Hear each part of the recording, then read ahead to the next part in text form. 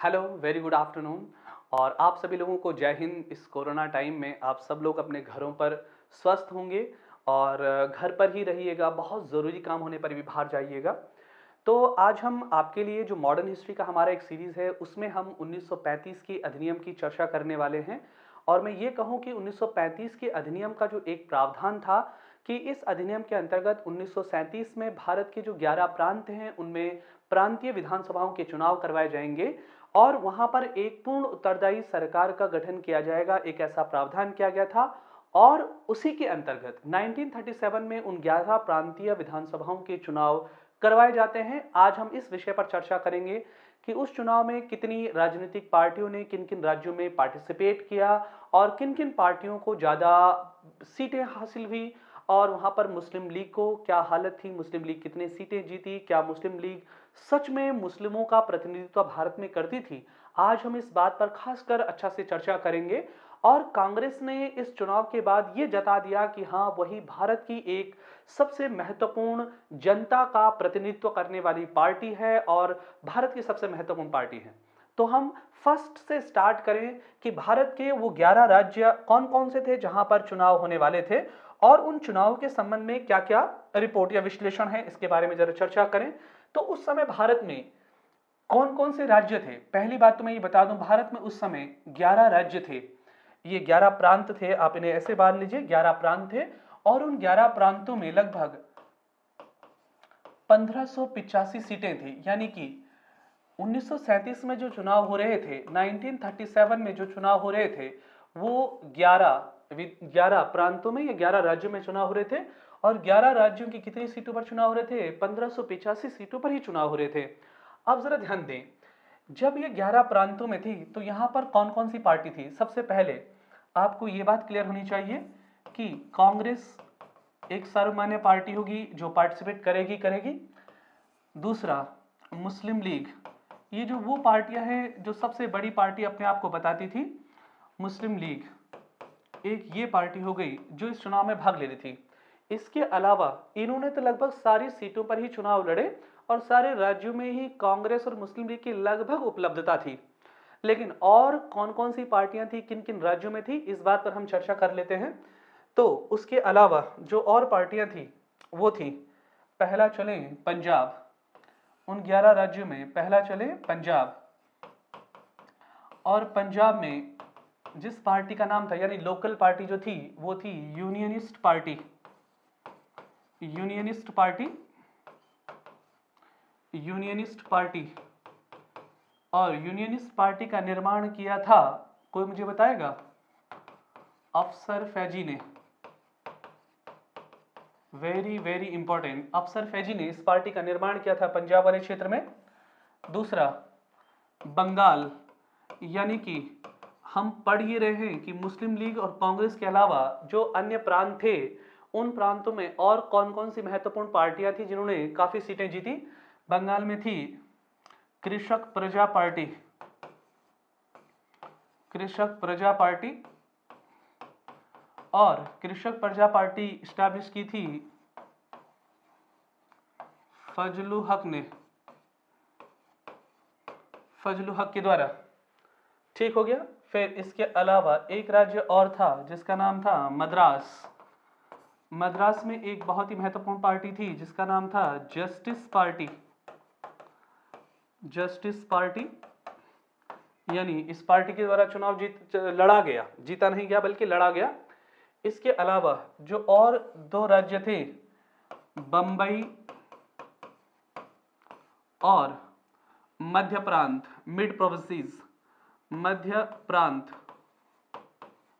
मध्य प्रांत, वहां पर बी आर अंबेडकर की एक पार्टी थी जिसका नाम था independence, independence labour party. Independence labour party यानी कि स्वतंत्र मजदूर पार्टी, ये पार्टी थी।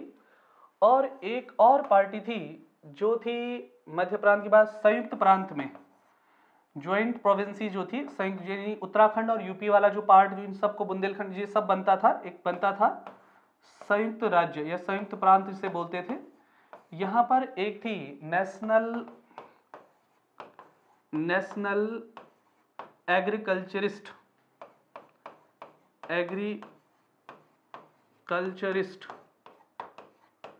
पार्टी, नेशनल एग्रीकल्चरिस्ट पार्टी, ये वो पार्टियां थी, वो जो राज्य थे जहां कांग्रेस और मुस्लिम लीग के अलावा और भी अन्य पार्टियां थी।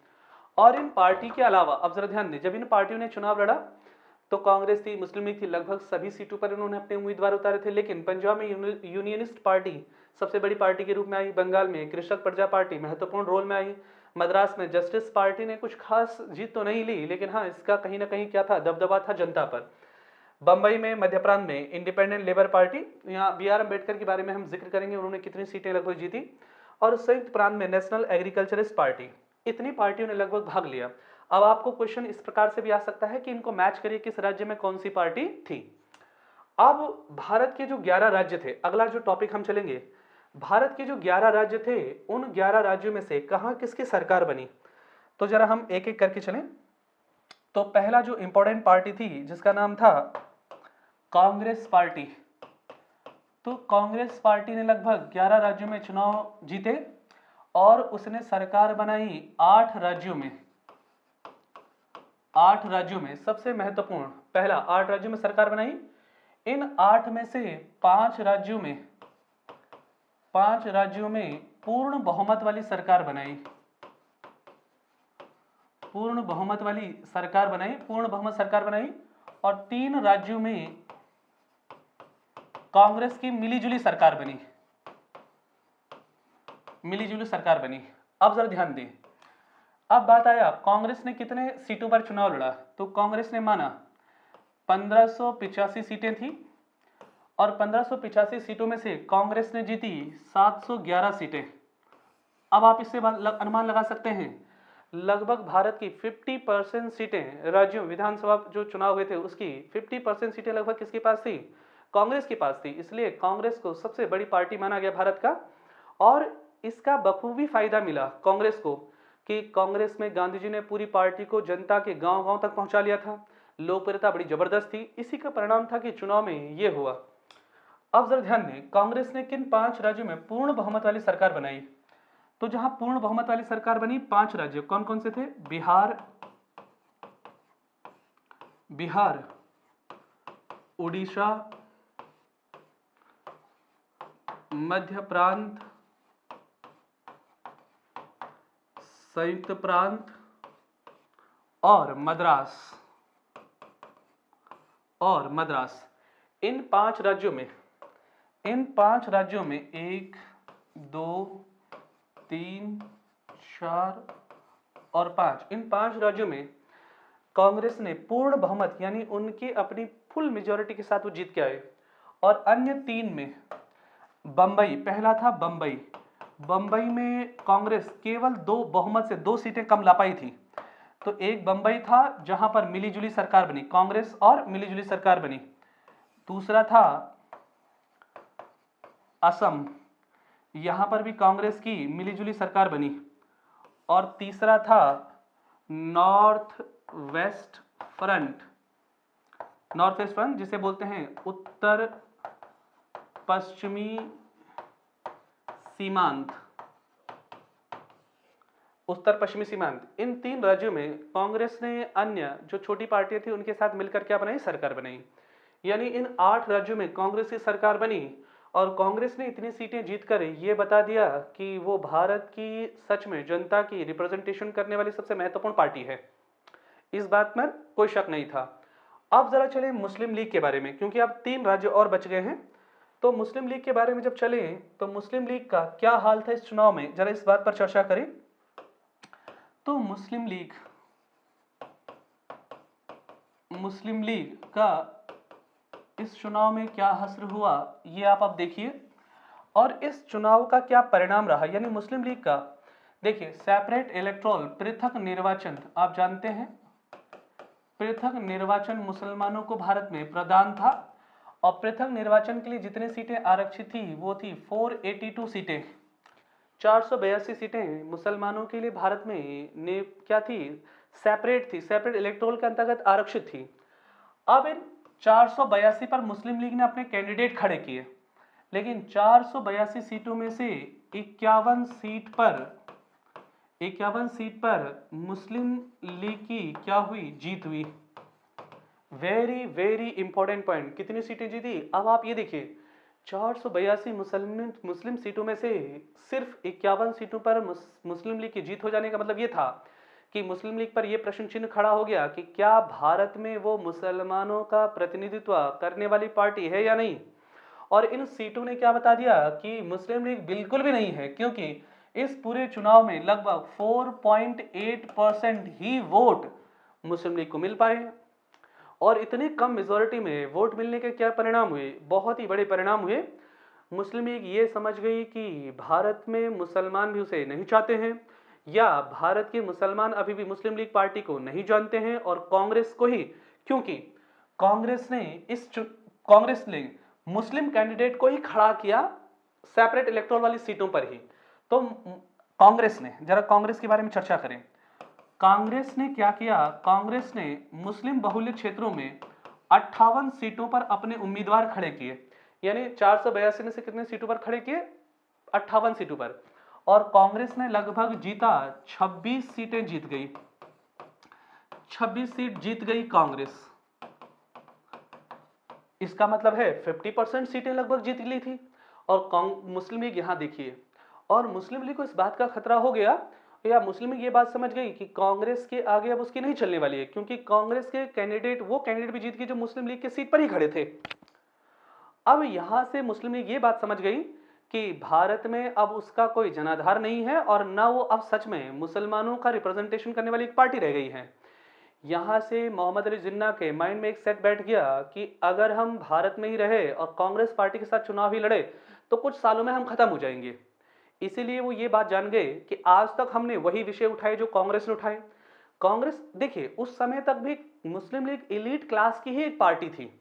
जैसे कांग्रेस स्टार्टिंग में क्या थी, जब कांग्रेस 1885 में बनी थी तो वो भी ऐसा माना गया कि एक एलीट क्लास की पार्टी है, एक जो समाज का बहुत ऊंचा तबका है उसकी एक पार्टी है। लेकिन कांग्रेस इतने लंबे समय में ऐसे ऐसे नेता आ गए, जैसे गांधी आ गए, है ना, गोपाल कृष्ण गोखले आ गए, तिलक भी आ गए, बाद में लाला लाजपत राय, इन सब लोगों ने मिलकर कांग्रेस को जन जन तक पहुंचा दिया, गांव गांव तक पहुंचा दिया। खासकर गांधी ने कांग्रेस की लोकप्रियता में बहुत जबरदस्त उछाल किया, इससे कांग्रेस हर जगह पहुंच गई। लेकिन मुस्लिम लीग पहुंच नहीं पाई हर जगह, और इसीलिए मुस्लिम लीग से मुसलमान दूर होते हुए चले गए, और यही बात समझ गए। और आज तक मुस्लिम लीग ने कौन से विषय उठाए थे, सिर्फ मुसलमानों के विषय, वो भी एलीट क्लास के विषय उठाए, और ज्यादातर वो विषय उठाए जो कांग्रेस पहले से उठाती रही है। इसलिए मुस्लिम लीग ने यह सोच लिया कि अब हम कुछ ऐसा एजेंडा उठाने की जरूरत है जो कांग्रेस से बिल्कुल हटकर हो। और वो क्या एजेंडा था, सेपरेट पाकिस्तान। इसी चुनाव के बाद 1940 में जब मुस्लिम लीग का अधिवेशन होता है लाहौर में, तभी मोहम्मद अली जिन्ना उसके अध्यक्ष होने आते हैं, और मोहम्मद अली जिन्ना तभी डिक्लेयर कर लेते हैं कि now the goal of Muslim league is separate Pakistan. इससे कम और ज्यादा कुछ भी नहीं हमको चाहिए। और यही एक केवल एजेंडा था मुस्लिम लीग के पास जो कांग्रेस के बिल्कुल उलट और उसके अपोजिट था। और यहीं से, क्योंकि वो जान गए थे इन चुनाव के परिणामों से, ये जान गए थे कि मुस्लिम लीग का भविष्य खतरे में है भारत में। ये एक परिणाम के रूप में निकला, इसे हमें समझना होगा। अब आपके माइंडसेट में ये वाला बात भी रहना चाहिए आगे के लिए। ठीक है, तो 26 सीटों पर जीत प्राप्त हुई, और मुस्लिम लीग ने कहां कहां सरकार बनाई, और वो भी गठबंधन की सरकारें, कंप्लीट मेजोरिटी की सरकारें कहीं नहीं बनाई। तो एक बंगाल, और बंगाल में मुस्लिम लीग प्लस कृषक प्रजा पार्टी, इन दोनों ने मिलकर गठबंधन की सरकारें बनाई। और दूसरा पंजाब में मुस्लिम लीग प्लस यूनियनिस्ट पार्टी के द्वारा गठबंधन की सरकारें बना दी गई।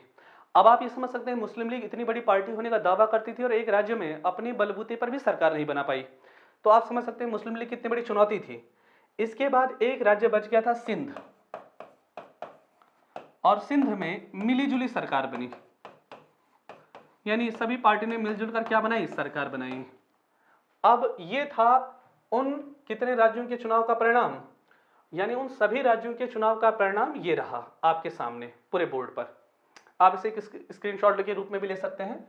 मैं इसे थोड़ा सा हल्का सा बड़ा कर दूं जरा, ये तो ये रहा उन सभी 11 राज्यों के परिणाम का चुनाव का परिणाम। अब जरा ध्यान दें, 1935 का जो Indian council government of India act जो आया था, उसकी हर पार्टी ने क्रिटिसाइज करी। मुस्लिम लीग ने उसकी क्रिटिसाइज करी, कांग्रेस ने उसकी क्रिटिसाइज करी। पंडित जवाहरलाल नेहरू का एक स्टेटमेंट भी आया था कि एक ऐसी लग्जरी कार है जिसमें ब्रेक ही नहीं है, और ब्रेक है भी तो इतने सारे ब्रेक हैं कि उसमें इंजन ही नहीं है।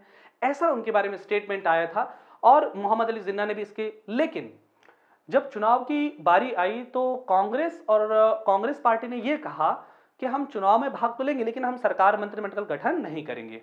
लेकिन जब चुनाव का परिणाम इस प्रकार से आया तो गवर्नर जनरल से सीधा कांग्रेस ने कहा कि भाई हम सरकार नहीं बनाते, क्योंकि हमारी जो शक्तियां हैं उसमें लेफ्टिनेंट गवर्नर, जो गवर्नर ऑफ द स्टेट होगा, वो बहुत ज्यादा हस्तक्षेप करेगा, इंटरफेरेंस करेगा, इसलिए हम सरकार नहीं बना रहे हैं। फिर गवर्नर जनरल ऑफ इंडिया ने यह आश्वस्त किया कि किसी भी प्रकार से गवर्नर आपकी पावर में क्या नहीं करेगा, इंटरफेरेंस नहीं करेगा, कोई हस्तक्षेप नहीं करेगा। इसलिए इन सभी पार्टियों ने अपनी अपनी सरकारें अपने अपने स्टेट में बना ली। अब क्या हुआ कि ये सरकारें कितने महीने तक चली, जरा हम इस बात पर चर्चा करें। ये सरकारें कितने महीने तक चली? तो जो कांग्रेस की सरकारें थी, जो कांग्रेस की सरकार थी 8 राज्यों में, ये चली लगभग 28 महीने तक। सब लोग ध्यान देंगे, ये भी क्वेश्चन पूछा गया एग्जाम में।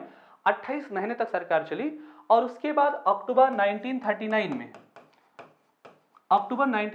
में सेकेंड वर्ल्ड वॉर प्रारंभ हो गया, और अंग्रेजों ने यानी ब्रिटिश सरकार ने भारत से बिना किसी चर्चा के इस सेकेंड वर्ल्ड वॉर में सम्मिलित कर दिया गया। अब पंडित जवाहरलाल नेहरू ने कहा हमसे पूछ लेते एक बार वर्ल्ड वॉर में शामिल करने से पहले। ब्रिटिश सरकार ने कहा हमने पूछना उचित नहीं समझा। तो भाई उन्होंने कहा 8 राज्यों में हमारी सरकार बनी है, हम सबसे बड़ी पार्टी है, और हमसे पूछना लाजमी था, आपने पूछा नहीं। और जब इस बात पर क्या हुआ, दोनों मतभेद हो गया, तो कांग्रेस ने अपने 8 राज्यों से क्या दे दिया, इस्तीफा दे दिया, रिजाइन कर लिया। कहा हम ऐसी सरकार नहीं चलाएंगे जहां हमसे पूछकर कोई काम ना होता हो। और इसकी खुशी में मुस्लिम लीग जैसे ही अक्टूबर 1939 में 8 राज्यों से कांग्रेस द्वारा इस्तीफा दिया गया, 22 दिसंबर 1939 में मुस्लिम लीग के द्वारा डे ऑब्जर्व किया गया। कौन सा डे? मुक्ति दिवस, फ्रीडम डे। और किससे मुक्ति मिल गई कि उनको? कांग्रेस से मुक्ति मिल गई, तो ये था 28 महीनों तक चलने वाला सरकार का टाइम पीरियड, और किस किस राज्य में किस किस प्रकार से सरकारें बनी, उन सब का मॉडल। ठीक है, और आप सभी लोग इन सभी पॉइंट्स को याद करिए, अच्छे से याद करिए, पढ़िए, उसे बार बार रिपीट करिए। ठीक है, और वीडियो को लाइक और शेयर करना ना भूलें सभी लोग, ये बात ध्यान रखिएगा। चलिए आज के लिए इतना ही।